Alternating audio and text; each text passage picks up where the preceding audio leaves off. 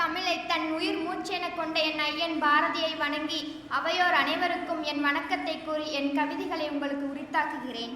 என் உள்ளத்தில் உளறல்களாக முதலில் கற்றுக்கொள் எனும் கவிதை. கற்றுக்கொள்.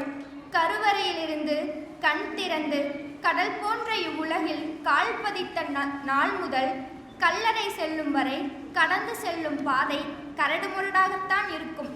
கடந்து செல்ல கற்றுக்கொள். புதைகுழிக்குள் வீழ்ந்து எழுவது போலத்தான் புதிய பிரச்சனைகள் புரட்டி எடுக்கும், நித்தம் நிந்திக்கும். புரிந்தும் புரியாத புதிரான வாழ்வெனும் பயணத்தை கடந்து செல்ல கற்றுக்கொள். கனத்த மனதுடன் கவலைகள் சூழும் பொழுது கலங்காமல் கடவுளே என்று கையெடுத்து கடந்து செல்ல கற்றுக்கொள். அடுத்த கவிதையாக, பாரதி மீண்டு வருவாயோ மீண்டும் வருவாயோ, ஐயனே அறிவாயோ அரங்கேறும் அவல நிலையை, கனல் கக்கும் கவிதையினால் கட்டி இழுத்தவனே காண்கிறாயோ, கற்பை சூறையாடும் கயவர்களின் பிடியில் சிக்கிய காரிகைகளின் கதறலை, கூடி விளையாடு பாப்பா என்றாயே, கூட்டமாய் கூடி குழந்தையாயினும் குதறுகிறார்களே குமுறலை கேட்கிறாயோ, மதம் என்னும் மரம் மீண்டும் விருட்சமாகிறது வெட்ட வாராயோ, சாதி சமூகம் என சாதித்தவர்களாய் பிதற்றுகிறவர்களின் பித்தை போக்க வாராயோ, நாரி கிடந்த சமூகத்தின் உதித்த உன்னத மகானே எரித்துவிடும் எரிதனலாய் மீண்டு வாராயோ மீண்டும் வாராயோ, ஐயனே பாரதி. வாய்ப்பளித்தமைக்கு நன்றி கூறி விடைபெறுகிறேன். நன்றி, வணக்கம். வணக்கங்கள். தாய் தந்தை இழந்த ஒரு பெண்ணை பற்றிய கவிதை. தாய் இல்லை தந்தையும் இல்லை, ஆறுதல் சொல்ல ஆயிரம் கரங்கள், நடந்ததை எண்ணி புரியாமல் தவிக்கும் சிறு இதயம். அடுத்தது மலைத்துளி. மேகங்களின் கனத்த மலைத்துளி பிறவி பயனை அடையும் மகிழ்ச்சியில் மண்ணில் விழ ஆவலாய். அடுத்தது குழந்தை கவிதை. மாலை நேரம் வீடு திரும்பையில் பசியும் சோர்வும், தேநீருடன் வடையை சாப்பிட்ட பின்தான் நிறைவு பெற்றது என் மாலை இரவாக. நன்றி. அனைவருக்கும் வணக்கம். 2 கவிதைகள்.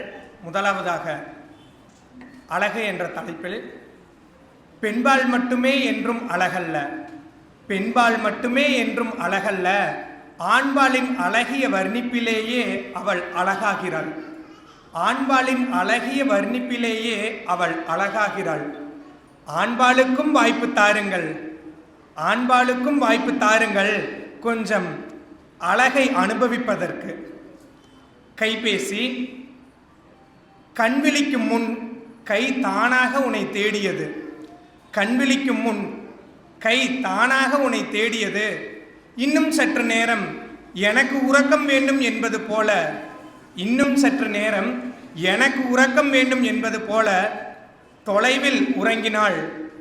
அவள்தான் கைபேசி. நன்றி. நான் கூண்டு பறவைன்னு சொல்லி ஒரு கவிதை வாசிக்க போகிறேன். இது நான் எங்கள் அம்மாய்க்காக எழுதுனது. அவங்க அடிக்கடி சொல்லுவாங்க, நான் எங்கே போயிருக்கேன், வீட்டை தாண்டி எங்கேயும் போனது இல்லைல அப்படின்னு. அப்போ எழுதுனது. நானே கூண்டு பறவை எனக்கு எப்படி தெரியும், நானே கூண்டு பறவை எனக்கு எப்படி தெரியும், உயர பறக்கும்போது உரசி செல்லும் மேகத்தின் குளிர்ச்சி. நன்றி. அனைவருக்கும் வணக்கம்.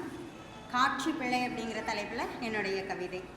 குயிலின் கூவலை ரசிக்க முடியாத நீங்கள் அதன் பாதங்களுக்கு ஏன் சலங்கை கட்டுகிறீர்கள், மயிலின் நடனத்தை ரசிக்க முடியாத நீங்கள் அதன் அகவலில் ஏன் ஸ்வரங்களை தேடுகிறீர்கள், வானவில்லின் வண்ணத்தை ரசிக்காத நீங்கள் அதன் நிலையாமையை ஏன் குறை சொல்கிறீர்கள், வண்ணத்து பூச்சியின் அழகை ரசிக்காத நீங்கள் அதன் பறத்தலை கழுகோடு ஏன் ஒப்பிடுகிறீர்கள், எதையுமே அதன் இயல்பில் பார்க்க தெரியாத உங்களின் பார்வைக்கு காண்பவை யாவுமே காட்சி பிழைதான். நன்றி.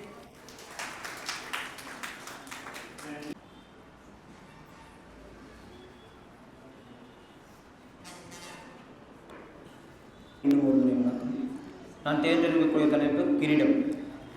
மூடி சூடிய கிரீடங்களே முள் கிரீடத்தில் பணிந்தது முக்காலத்திற்கான போதனைகள் ஒரு காலம் தந்தது. தற்கால மனிதனையும் பிற்காலனாய் மாற்றியது. பிறக்கென்ன முள்கிரீடத்திற்கு பதிலாய் மலர்கிரீடம் சூடினோம். இரத்தத்தில் பூக்கள் நனைந்தன.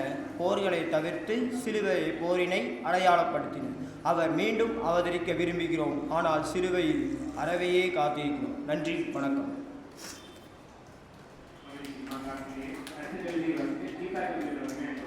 கல்லூரியின் வெளியே வண்ண வண்ண பூக்கள் பூத்தும் மலர்கள் மலர்ந்தும் புது பொலிவுடன் இருந்தது.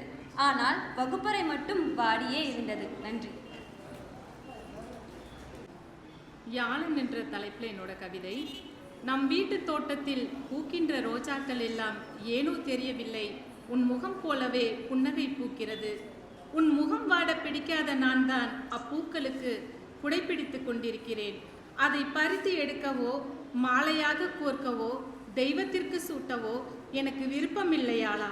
பக்கத்தில் போய் நின்றால் பார்த்து சிரிக்கிறது. என் விழி இரண்டில் ஏதேதோ காட்சிப்படுத்தி உன் சாயல்களை என் பாதைகளில் பதித்து வைக்கிறது. மென்மையான உன்னிடம் வன்மையாக பேசவும் இயலவில்லை, வார்த்தைகளும் எழவில்லை. சற்றென்று கோபப்படும் உன்னை போல் அப்பூக்கள் இல்லை.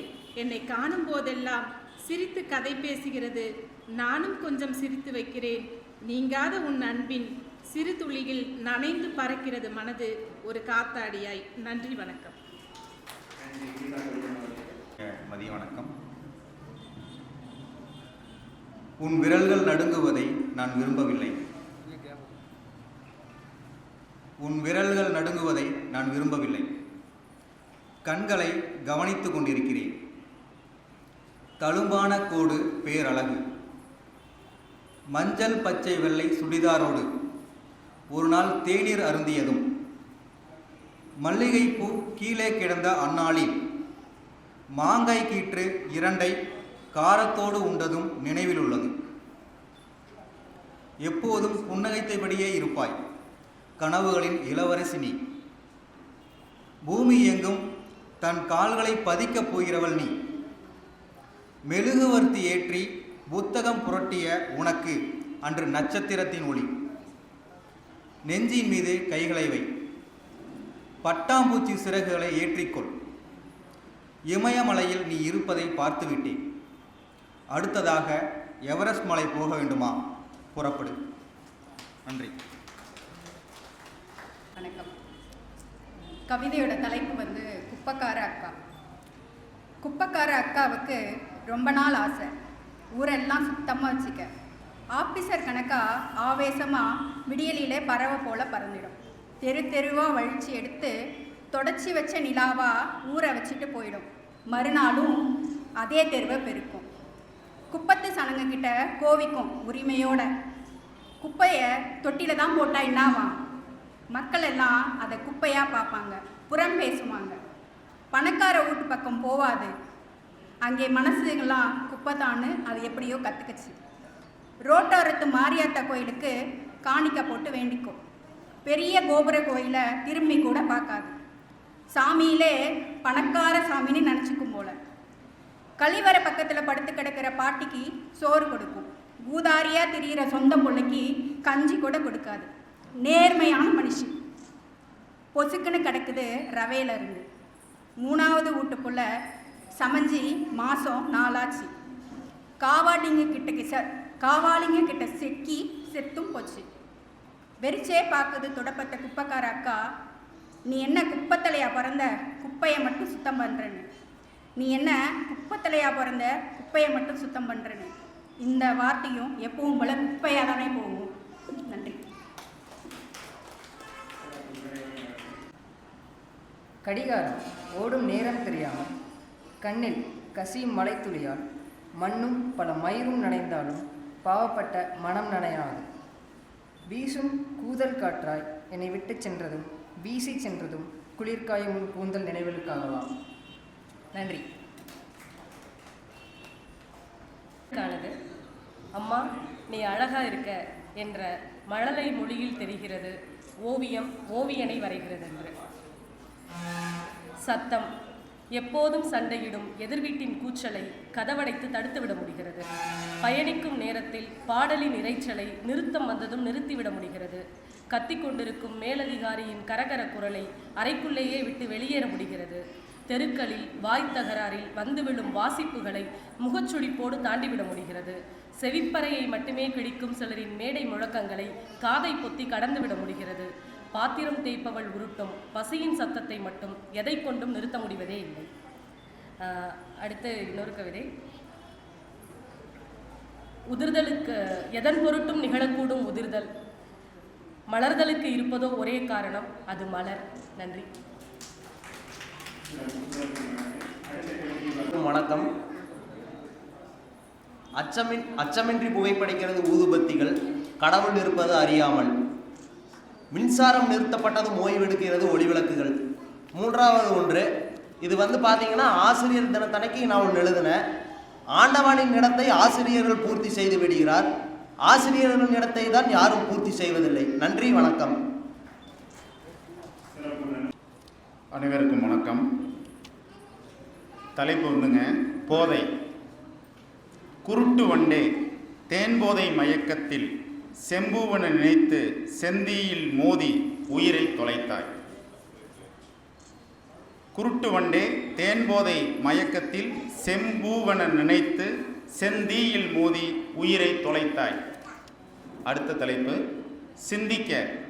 நீங்கள் ஓடும் பேருந்தில் மட்டும் ஏற தெரிந்தவர்களா? ஒற்றை காலில் நிற்கும் ரோஜாவை போல பிடிவாதமாக காதலிக்காக மட்டும் நிற்க தெரிந்தவர்களா? வெண்மையை சிவப்பாய் சிகரெட்டில் மட்டும் மாற்ற தெரிந்தவர்களா? சோற்றை செரிக்கும் வெறும் இயந்திரமா நீங்கள்? உதடுகளை சிரிக்க மட்டும் பயன்படுத்த தெரிந்தவர்களா? கண்களை அளமட்டும் பயன்படுத்தியவர்களா? கால் இருந்தும் நடக்க மறுக்கும் ஊனர்களா? கைகள் இருந்தும் நீங்கள் ஏந்தப்படுவீர்களா? வாழ்க்கையின் ஆரம்பத்தில் சிலர் முற்றுப்புள்ளியை வைக்கிறார்கள், தொடக்க புள்ளியை போடுங்கள். சமுதாயம் உங்கள் வெற்றியில் ஆச்சரியக்குறியை நிரப்பிச் செல்லும். அடுத்து நிறைவாக, கடவுளே நீ தெரியாவிட்டாலும் பரவாயில்லை, தயவு செய்து மனிதனையாவது அடையாளம் காட்டு. நன்றி.